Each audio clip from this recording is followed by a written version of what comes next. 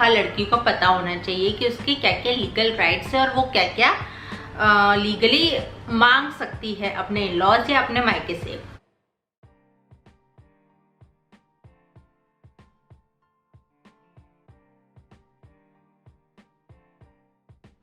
Hi guys, मैं हूं नमिता और आप देख रहे हैं मेरा चैनल हॉल हाउस। तो आज मैं आपके साथ एक बहुत ही इम्पोर्टेंट टॉपिक पे बात कर रही हूँ। तो जो भी मैरिड वुमेन्स हैं, इंडिया में मैरिड वुमेन्स के कुछ लीगल राइट्स हैं जो मुझे लगता है हर लड़की को पता होना चाहिए कि उसकी क्या क्या लीगल राइट्स है और वो क्या क्या लीगली मांग सकती है अपने लॉज या अपने मायके से, जो भी है। जनरली लोगों को ये पता नहीं होता है और शायद मैं ये वीडियो इसलिए बना रही हूँ क्योंकि मेरी भी अभी रिसेंटली शादी हुई है और मैं भी अगर सही बोलूँ तो एक अनहैप्पी मैरिज में हूँ। मेरी शादी एक फ्रॉड के तरीके से की गई, लड़कों वालों का फ्रॉड था और मतलब बहुत सारे इश्यूज़ हैं। तो इन सारी चीज़ों को लेके इतनी सारी इनसिक्योरिटीज़ हैं, 1 साल होने को आ गया, चीज़ें बुरी और बुरी होती जा रही हैं। तो मैंने भी अपने लिए पढ़ा था कि मेरे लीगल राइट्स क्या है, अगर मुझे आगे बढ़ना हुआ तो मुझे क्या क्या पता होना चाहिए। और मैं इंस्टाग्राम पे बहुत सारे लोगों को फॉलो करती हूँ, तो मैंने देखा मेरी तरफ बहुत सारी लड़कियाँ हैं जो सेम सिचुएशन में सफ़र कर रही हैं और जिनको पता ही नहीं कि आपको करना क्या है। मैं कोई लीगल एक्सपर्ट नहीं हूँ तो मैं आपको लीगल एडवाइस तो नहीं कर पाऊंगी। बेसिक जो मुझे नॉलेज है जितनी उतनी ही मैं आपको बता रही हूँ। और मुझे लगता है कि परेशान होना या किसी ऐसे इंसान के लिए रोते रहना से अच्छा है कि आप अपने ओन पे कुछ करें। तो चलो मैं अपनी बात नहीं करती हूँ क्योंकि शायद वो एक अनदर ब्लॉग बन जाएगा पूरा का पूरा कि मेरी लाइफ में क्या हुआ। पर मैं आपको बेसिक बता देती हूँ कि अगर आप इंडिया में रहते हैं और अगर आप मैरिड हैं तो आपके बेसिक लीगल राइट्स क्या क्या है। मैंने कुछ नोट्स बनाए हैं क्योंकि एज यूजुअल मैंने बोला कि मैं कोई लीगल एक्सपर्ट नहीं हूँ, मैं सिर्फ अपना जो मैंने पढ़ा वो मैं आपको बता रही हूँ। तो सबसे फर्स्ट जो आता है वो है राइट टू स्त्रीधन। स्त्रीधन क्या होता है? जो भी शादी में आपको गिफ्ट्स मिले हैं, आपको ज्वेलरी मिली है या व्हाटएवर जो भी आपको मिला है वो आपका है। वो आपको, अगर आपका डिवोर्स भी हो रहा है तो वो आपको वापस करने की ज़रूरत नहीं है, उसको स्त्रीधन बोलते हैं और वो लीगली आप अपने पास रख सकते हैं। पर जनरल केसेस में क्या होता है, जैसे अगर मैं अपनी खुद की बात करूं तो मेरे पास कोई स्त्रीधन नहीं है। जो मैंने अपने खुद के पैसों से खरीदा से वही मेरे पास है। जो मुझे ससुराल से मिला वो मेरी सास ने रख लिया। एज यूजुअल सास आपको कभी वो ज्वेलरी और व्हाटएवर जो भी कुछ मिलता है वो कभी हैंड ओवर नहीं करती होती है, इतने आराम से तो नहीं करती है। मायके वाला मेरी मम्मी के पास है क्योंकि उनको भी ऐसा था, हमने खरीदा। तो बेसिकली मेरे पास दोनों ही नहीं है। बट अगर आपके पास राइट्स है और अगर आप नई शादी में जा रहे हैं तो मैं आपको एडवाइस करूंगी कि अच्छा बनने के चक्कर में जो भी आपका मिला है वो लोगों को ना दें, आप अपना एक लॉकर खुलवाएं और उसमें रखें। ठीक है, सामने वाले को बुरा लग सकता है बट मुझे लगता है अब आपकी अपनी सेफ्टी के लिए बहुत ज़रूरी है क्योंकि फ्यूचर क्या होगा किसी ने नहीं देखा। आप किसी एक बुरे फेज में जाएं तो उससे अच्छा आपके पास आपके कुछ तो आपके लिए फाइनेंशियली हेल्प होनी चाहिए। ठीक है, इसके बाद जो नेक्स्ट आता है वो है राइट टू रेसिडेंस। तो जो भी आपका ससुराल का घर है जहां आपका पति रहता है, चाहे वो उसने खुद खरीदा हो चाहे ना खरीदा हो, चाहे वो वहाँ अकेला रहता हो, चाहे वो अपने पेरेंट्स के साथ रहता हो या फिर वो उसका मतलब पुश्तैनी घर हो जहाँ आपका पति रहता है शादी के टाइम पर, वो घर आप लीगली आप वहाँ रह सकते हो और ये आपका राइट है कि वहाँ से आपको कोई नहीं निकाल सकता जब तक आप वहाँ रहना चाहें। अगर डिवोर्स होता भी है तो जब तक आपके पास दूसरा अरेंजमेंट ना हो जाए रहने के लिए, वहाँ उस घर से आपको कोई नहीं निकाल सकता। तो अगर इनकेस कोई आपको ससुराल से निकालता है तो आप उसके लिए लीगली कंप्लेन कर सकते हैं क्योंकि वो आपका लीगल राइट है। तो रेसिडेंस का भी आपको लीगल राइट मिलता है, आपको ससुराल से नहीं निकाल सकते। तीसरा है कमिटेड रिलेशनशिप का राइट। ये आई थिंक सेक्शन 497 के थ्रू आता है। इसमें ये है कि अगर आपका पति किसी दूसरी लड़की के साथ रिलेशनशिप में है या कोई भी एक जो मैरिड लाइफ होती है, अगर आपका पति वो फुलफिल नहीं कर रहा है आपके लिए तो भी आप उसे डिवोर्स दे सकते हैं या उसके अगेंस्ट कंप्लेन कर सकते हैं। ये भी आपका लीगल राइट है। क्योंकि आपका कमिटेड रिलेशनशिप होना चाहिए। तो अगर आपका पति किसी भी तरीके से आपको निग्लेक्ट कर रहा है तो आपके पास लीगल राइट है कि आप उसके अगेंस्ट भी उसके लिए कंप्लेन कर सकते हैं। अब है मेंटेनेंस बाय हस्बैंड, सेक्शन 18 और आई थिंक 25 ऐसा कुछ डिफाइन करता है। तो मेंटेनेंस बाय हस्बैंड क्या है? बेसिकली अगर आपका डिवोर्स होता है और अगर डिवोर्स नहीं भी हुआ है, ये मैंने आगे भी पढ़ा था, तो हस्बैंड को आपको खर्चे के लिए पैसे देने पड़ेंगे। ये बेसिक है। इसमें मैंने आगे जो पढ़ा था वो ये है कि अगर लड़की लड़के, जैसे बहुत सारे लोग हैं, अगर मैं अपने केस की बात करूं तो कि मैं वर्किंग हूँ, कोई भी कहेगा कि तुम वर्किंग हो तुम्हें पैसों की क्या ज़रूरत है, बट नहीं, ऐसा नहीं होता है।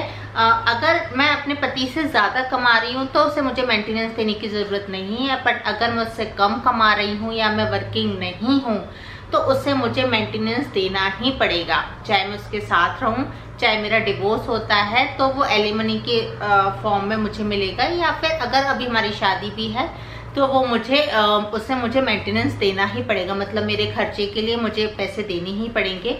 और अगर मेरा बच्चा भी है तो उससे बच्चे के खर्चे भी उठाने ही पड़ेंगे। ये भी आपका लीगल राइट्स है। अगर ये आपका पति ये चीज़ें फुलफिल नहीं करता है तो अगेन आप उसके अगेंस्ट लीगल एक्शन ले सकते हो। इसके बाद जो नेक्स्ट है वो है डिग्निटी एंड सेल्फ रिस्पेक्ट का राइट। तो मोस्टली इंडियन घर में हमने देखा है कि वहाँ क्या होता है कि जो वाइफ होती है या जो बहू होती है उसको डिग्निटी मेंटेन नहीं करने दिया जाता है, मतलब उससे गंदे से बोला जाता है, उसे हर बात पे ताने मारे जाते हैं। बाकी सब सोफे पे बैठे हैं तो उसे सोफे पे बैठने का राइट नहीं होता है, उससे बोला जाता है कि ज़मीन पे ही बैठो, या आप साथ के साथ पलंग पे नहीं बैठ सकते या सोफे पे ऊपर नहीं बैठ सकते। मतलब बहुत सारे तरीके के होते हैं, मैं कोई एक जजमेंट नहीं दे रही हूँ। तो अगर आपके साथ ऐसा बिहेवियर होता है तो इसके अगेंस्ट भी आप लीगल कंप्लेंट कर सकते हो। ये भी आपका राइट है कि जिस तरीके से आपका हस्बैंड और बाकी फैमिली मेंबर रहते हैं उन्हें आपको भी वैसे ही रखना पड़ेगा। आप ये नहीं कह सकते कि भाई वो तो 4 टाइम खाना खाते हैं और आपको 1 टाइम ही खाना दिया जा रहा है, या आपसे गंदे तरीके से आपको फैसिलिटीज़ नहीं दी जा रही हैं, आपको ऐसे कमरे में डाल दिया गया जहाँ बेसिक एम्यूनिटीज़ ही नहीं है। तो नहीं, ऐसा नहीं कर सकते वो लोग। वो जिस तरीके से रहते हैं आपको भी उसी तरीके से उन्हें रखना पड़ेगा। और अगर वो नहीं करते हैं तो मुझे नहीं लगता कि इसमें कोई भी गलत है कि आप अपने लिए स्टैंड लें, बोलें, और भले ही लड़ाई लड़नी पड़े पर आपको अपने लिए स्टैंड लेना चाहिए। ठीक है। इसके बाद जो नेक्स्ट है वो है चाइल्ड मेंटेनेंस।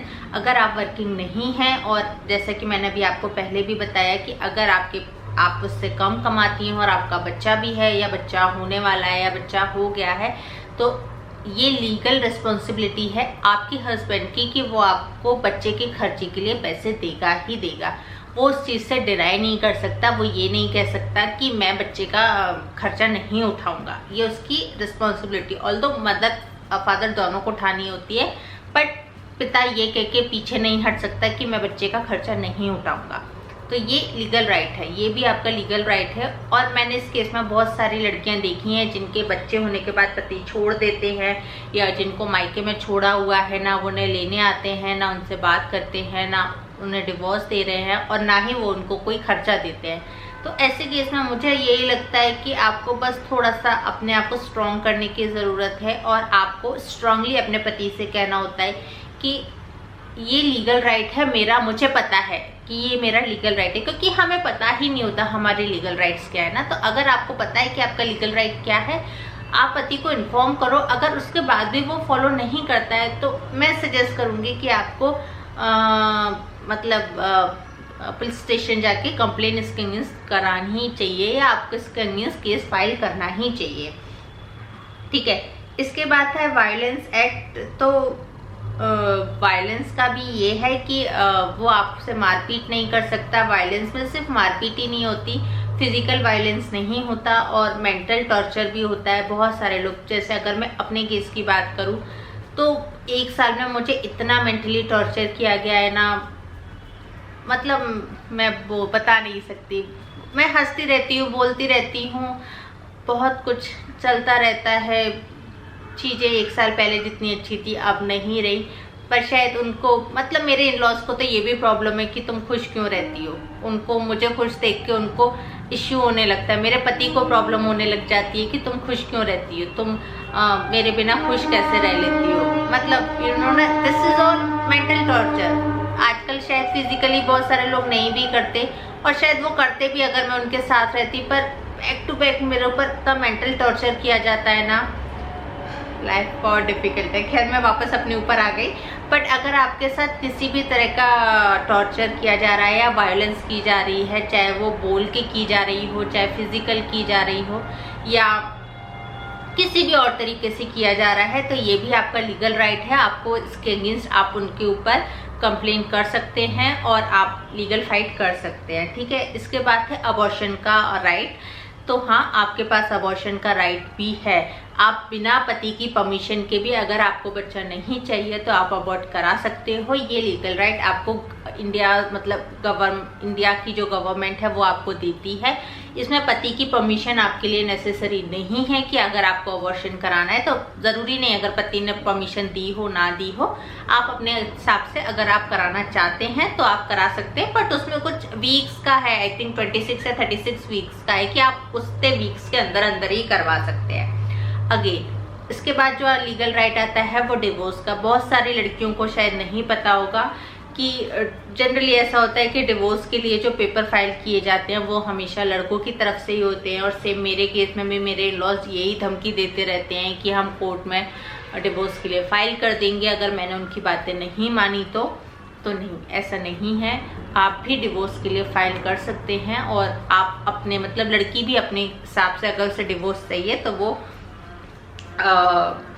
मतलब फाइल कर सकती है। इसके बाद डोमेस्टिक वायलेंस एक्ट जो आया था 2005 में, वो मैंने आपको बता ही दिया है कि किसी भी तरह का वायलेंस हो, चाहे फिजिकल हो, चाहे मेंटली हो, चाहे वर्बल हो, आप उसके अगेंस्ट केस कर सकते हैं, आपको सहने की ज़रूरत नहीं है। इसके बाद है डाउरी एक्ट। वो तो आप सबको पता ही है कि डाउरी एक्ट आपके लिए है। और इसमें सिर्फ ऐसा नहीं होता कि उन्होंने जो कैश मांगा वो ही डाउरी में जाएगा, वो किसी भी तरीके से, जैसे कि अगर मैं अपनी शादी की बात करूं, एंड बहुत सारी चीज़ें मैं आज वीडियो में इसलिए भी बोल रही हूं कि पता नहीं कल क्या हो, कल किसने देखा, तो शायद मुझे भी लोगों को पता तो चले मेरे साथ क्या हुआ। और जो मेरे साथ हुआ मैं नहीं चाहती किसी और लड़की के साथ हो। मेरे इन लॉज ने कभी खुल के सामने से दहेज बोल के पैसे नहीं लिए, पर उन्होंने बहुत सारी चीज़ें ली। पूरी शादी मेरे पेरेंट्स ने कराई, पूरा खर्चा उन्होंने उठाया। उसके बाद मेरी सास का था कि शादी होगी तो सास के लिए सेट आना चाहिए, नानी के लिए रिंग आनी चाहिए, पूरे खानदान के लिए उन्होंने गोल्ड मांग लिया, पूरे खानदान को कपड़े, पूरे खानदान को ब्लैंकेट। और इवन अभी भी हर फेस्टिवल पे उसकी मांग आ जाती है कि ये भेजो, ये भेजो, ये भेजो। तो जो भी वो आपसे मांग रहे हैं, चाहे जो भी हो, जरूरी नहीं कैश हो, वो जो भी आपसे मांगते हैं वो डाउरी में जाता है। वो उसको किसी भी रीति रिवाज का नाम दें कि हमारे यहाँ ये होता है, हमने अपनी बहन को ये दिया, हमने ये किया, व्हाटएवर जो भी है उनके रिवाज। आप अगर किसी से कुछ मांग के ले रहे हैं, और स्पेशली जब आप लड़की वाले से मांग रहे हैं किसी चीज़ के लिए शादी करने से पहले, तो वो डाउरी में काउंट होता है। तो ये आपका लीगल राइट है, आप इसके अगेंस्ट कंप्लेन कर सकते हो। आई नो थोड़ा सा डिफिकल्ट होता है, लड़कियाँ नहीं कर पाती हैं, मैंने भी अभी तक नहीं कर पाई है। बहुत सारे सोशल बाउंडेशन है, छोड़ो।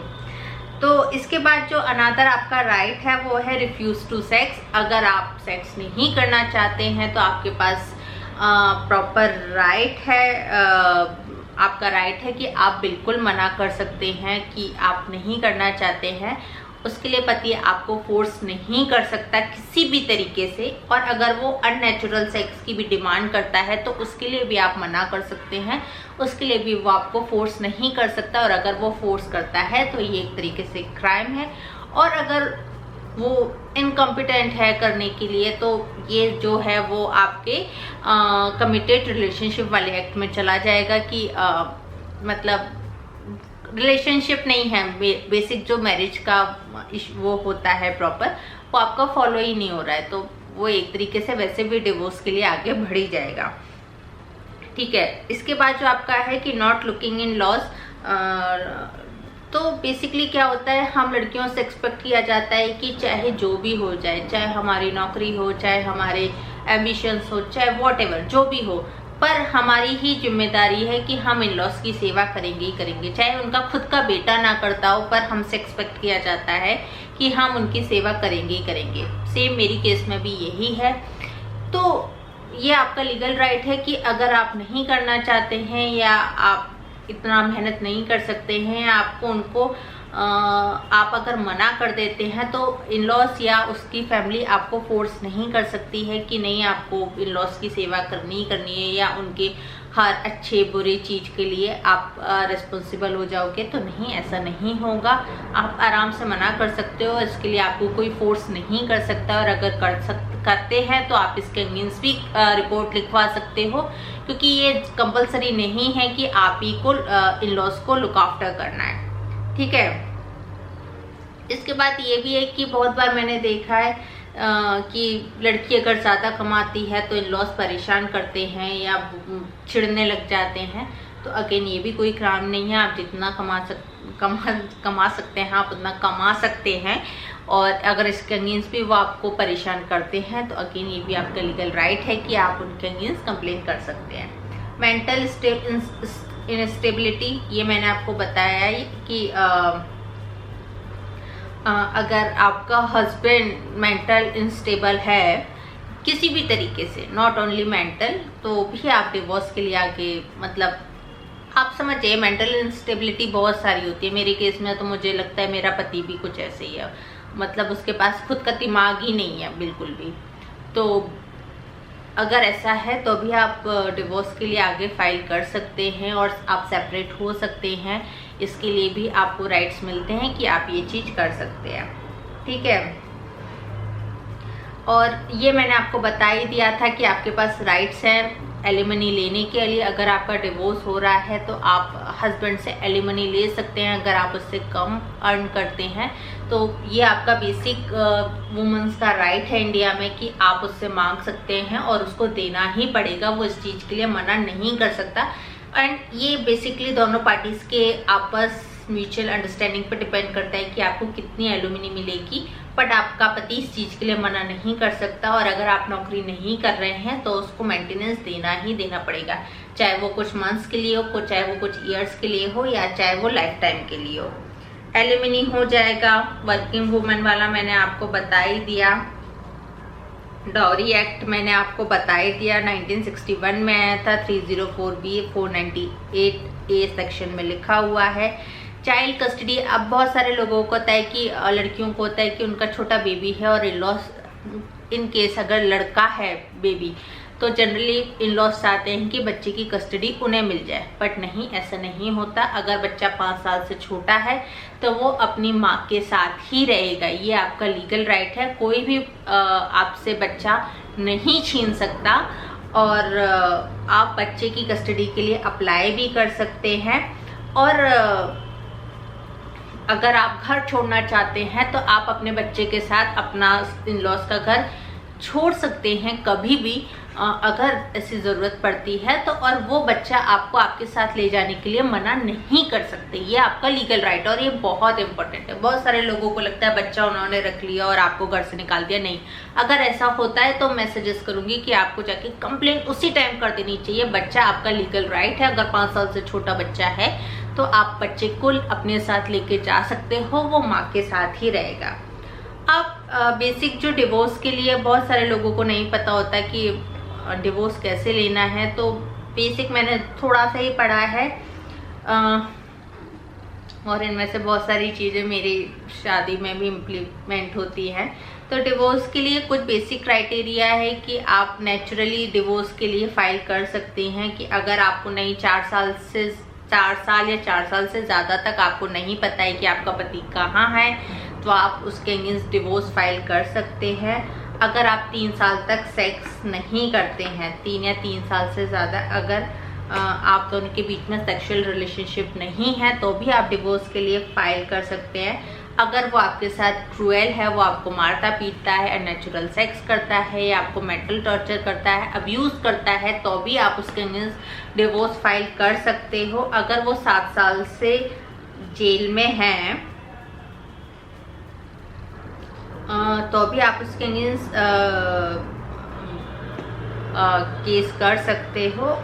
एंड इन लास्ट, अगर आपका हस्बैंड आपको 2 साल तक या उससे ज़्यादा साल, मतलब मिनिमम 2 इयर्स तक, अगर उसने आपको कोई भी किसी भी तरीके का मेंटेनेंस नहीं दिया है, मतलब कि फाइनेंशियली हेल्प नहीं की है किसी भी तरीके की, तो अभी आप डिवोर्स के लिए फाइल कर सकते हैं। ये आपका लीगल राइट है। जैसे मेरे केस में अगर मैं बोलूँ तो मेरी शादी को 1 साल होने वाला है और मेरे पति ने मुझे 1 पैसा तक आज तक नहीं दिया है। इवन मुझसे पैसे लिए तो नहीं बोलूँगी, बट हाँ, जब भी मैं उसके घर जाती हूँ तो खर्चे के नाम पे पैसे मैं पे कर रही होती हूँ। ऐसा नहीं है कि वो सारी चीज़ों का वही पे करता है, मतलब मैं भी इक्वली पे कर रही होती हूँ बहुत सारी चीज़ों का। तो जैसा कि है कि अगर वो आपको मेंटेनेंस के लिए पैसे नहीं दे रहा है, आपकी नॉर्मल सर्वाइवल के लिए आपको बिल्कुल भी फाइनेंशियली हेल्प नहीं कर रहा है, तो अभी आप डिवोर्स के लिए फाइल कर सकते हैं। ये आपका लीगल राइट है। तो ये कुछ थे बेसिक पॉइंट जो मुझे पता चले। मैंने भी ऑनलाइन ही पढ़े हैं, मुझे ज़्यादा नॉलेज नहीं है, क्योंकि मैंने बोला मैं सच कोई लीगल एक्सपर्ट नहीं हूँ। तो पर मुझे लगता है ये कुछ बेसिक चीज़ें हैं जो शायद हर एक लड़की को पता होनी चाहिए, जो भी जिसकी भी शादी हो गई है या जो भी शादी करने वाली है, या फिर जो भी कोई अनहैप्पी मैरिज में है मेरी तरह, उनको सबको ये सब बेसिक चीज़ें जो हैं वो पता होनी चाहिए, जिससे कि आप अपना जो डिसीज़न है वो कॉन्फिडेंटली ले सकें और ऐसा ना हो कि आगे क्या होगा या कैसे चीज़ें मैनेज होंगी, या आपको कुछ मिलेगा नहीं मिलेगा, या मतलब आपके पक्ष में क्या क्या आएगा। आई नो आप मेरी बात समझ पा रहे होंगे, या जो लड़कियां मेरी तरह मेरी वाली कंडीशन में होंगी, मुझे लगता है वो लोग ज़्यादा अच्छे से इस बात को समझ पाएंगे कि जब एक अनहैप्पी मैरिज होती है और जब ससुराल से आपको वो आउटपुट नहीं मिलता है जो आप एक्सपेक्ट कर रहे होते हो, तो लाइफ कितनी डिफ़िकल्ट हो जाती है। तो सेम मेरी भी यही सिचुएशन है। तो मुझे लगा कि मैं पढ़ रही हूँ, जो मुझे पता है मुझे वो आप लोगों के साथ भी शेयर करना चाहिए। शायद मेरे इस वीडियो से किसी 1 या 2 लड़की को हेल्प हो जाए तो मुझे अच्छा लगेगा। और अगर आपके पास भी कोई डाउट्स हैं तो आप मुझे नीचे कमेंट करके पूछ सकते हैं, और अगर आप भी अपनी स्टोरी मेरे साथ शेयर करेंगे तो मुझे अच्छा लगेगा। शायद मुझे भी थोड़ी सी हेल्प मिल जाए किसी तरीके से। और अगर ये ब्लॉग आपको पसंद आया हो या थोड़ा सा भी इंफॉर्मेटिव लगा हो तो प्लीज़ मेरे इस वीडियो को लाइक कर दें और मेरे इस चैनल को सब्सक्राइब भी कर लें। तो चलिए फिर मिलते हैं एक अनदर ब्लॉग के साथ। Till then stay safe and stay happy. Bye bye.